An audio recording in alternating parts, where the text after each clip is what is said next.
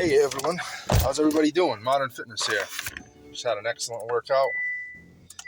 Followed up bench pressing yesterday, today with just a little bit of, I guess what you could call relaxing cardio. Just steady state. Bike, low impact, low intensity. But hit a little bit of that. I say a little bit, 43, 44 minutes, something like that. And it was a good workout. Feeling energized. As much as I'd love to bench 1,000 pounds or whatever, it's nice to stay healthy along the way. So doing a little bit of steady state cardio helps with that. Help keep the mind healthy, help keep the body a little healthy.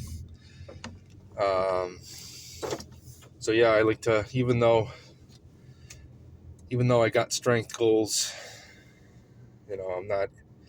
I'm not eating my Sunday pre-workout meal every single day. I'm definitely eating like regular food most of the time. So yeah, but either way, had a great workout. Happy I got up and made it here. Every time I do that, it's like a little victory. It's like making your bed in the morning. It's like having breakfast. It's a victory. I like to look at it that way. Tomorrow I'll probably do the same thing. I'll probably do some steady state cardio. As long as I'm feeling it, it'll benefit me. Then I will do it. And then it's upper body pull. I'm going to be doing rowing. I finally got some resistance. I finally got some motivation to do some pull-ups again. So I'll be doing pull-ups. Probably assisted pull-ups, just because my body weight's a little heavy right now. So I can still squeak out, maybe if I'm fresh, I can still squeak out like 3 good pull-ups right now. But obviously I want to be doing, unless pull-ups are the main exercise, I want to be doing more reps than that. So if pull-ups are my secondary exercise, well, put it this way, if I'm doing pull-ups like I'm doing my rows, if I'm doing them like that, well, tough call. I either way, I want to be doing more than 3 pull-ups. So yeah, that's the best way to put it. But if I'm doing rows, if I'm doing barbell rows, which is really my go-to,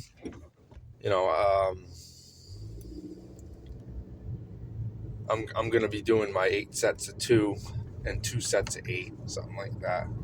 Whereas with pull-ups, I want to be doing 8 sets of 2, 2 sets of 8, but I also want to be doing some workouts 5 sets of 5. I want to be doing sets of 6. I want to be able to do more pull-ups. So, and the only way to do that right now is with the assistance from either the machine or the bands, reverse bands. So that's what I'm going to be doing. I'm really looking forward to doing some band work and chain work on the bench press. I'm definitely going to be working, probably 1 boards, 2 boards, stuff like that with some bands and chains, working on lockout strength. And super looking forward to taking 260 for a double or a triple. After last workout, that's, that kind of helped me figure out what I'm going to do. So as of right now, I'm thinking 260 for a triple, to a 2 board. And then this is all speculation, but I'm thinking 265 to a 1 board. Picked up a new belt. I don't have it yet, but I ordered a new belt. I don't know why, but it's really difficult to find. It's really difficult to find 2-inch belts, even 2.5-inch belts. Everywhere I look online, almost everywhere I look online, there's 4-inch belts. If you find a 3-inch belt, it's called a petite belt. And for powerlifting purposes, it's not necessary. You want a 2-inch belt, 3-inch belt at most. I have a 3-inch belt, and even that's a little thick. It's a 10 millimeter 3-inch belt. So 10 millimeter thickness, 3-inch height, if you will. 3 inches across the abdomen. And really, the cut is more like 3 1/8, 3 1/4. So it's called a 3-inch belt, but it's just over that. And that's just not necessary, and it's not optimal. You want I want a 2-inch belt. If they made one that was strong enough, that would last, that would also work, I would even take like a 1.5-inch belt. The purpose of the belt is just to hold everything in place. Whatever clothing you're wearing, whether it's a shirt, 2 shirts, a bench shirt, a shirt and a bench shirt, a bench shirt and a singlet, it keeps everything in place. And it sounds weird, but it keeps your body in place too, and it does provide a little bit of protection for the spine. And I personally think that the belt gives you a little bit of pop at the bottom too, the bottom of the movement. I feel that way for bench. Definitely gives you a little bit of pop.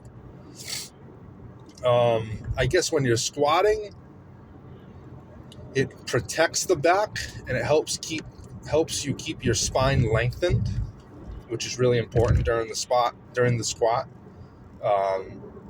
So in that way, I feel it helps give you a little bit extra stability. And the deadlift, it gives the same thing. It gives you a lot of support. That's really where you would want a 3 or a 4. 3-inch belt is very versatile, but like a 4-inch belt. Me personally, I would want like a 5 millimeter 4-inch belt on a deadlift, maybe 3-inch belt. But if I was going to use a 4-inch belt, the only time I would feel comfortable using one would be on a deadlift. On a squat, I would want a thin, something like a 3 to 5 millimeter 3-inch belt, or even a 2-inch belt, because unless you're super lean, which I'm not, I definitely hold my weight well, especially my arms and legs hold weight really well, and even for my weight, my body just holds weight well. I'm kind of lucky, but still, if I'm squatting with a 10 millimeter belt, the belt's gonna hit my thighs. And it might move the belt, and you definitely don't want that. So for heavier guys, you definitely want a 5 millimeter, or some of these websites even have a 3 millimeter. I've seen 2.5 millimeter, but it's tough to find those perfect sizes. It's tough to find I finally found a 2-inch belt, but it's a 10 millimeter. For benching, that's fine. If it's a 2-inch, I'll take a 10 millimeter. That's fine. But I can't use that for anything else. Rowing, I could use it for rowing, but even rowing, a 10 millimeter belt isn't optimal, but it might have to suffice. I can always grow a little comfortable using it a little higher, a little closer to the navel. I like to wear my belt really low, especially when I'm benching. But anyways, chaps, that's all the updates. Really looking forward to rowing on Wednesday. And I will have more updates. If I do cardio tomorrow, which I likely will, I will update. We are moving into a new series here. I am moving away from my New Year's resolution series. I feel like January, February, 2 months is enough. So this is the second video of the new series. So happy to be moving on. You know, although I didn't complete all my goals in the New Year's resolution series, it did help me find out what I want to do and what direction I want to go in, because I hadn't lifted for years. Now I've been lifting again, and it kind of helped me feel out where I want to go with weightlifting and fitness in general. And as always, thank you everyone and anyone who has tuned in to these videos and this video. You know, if you liked this video, be sure to leave a like, comment, subscribe, all that good stuff. And I will catch y'all in the next video. Modern Fitness 1753, signing off.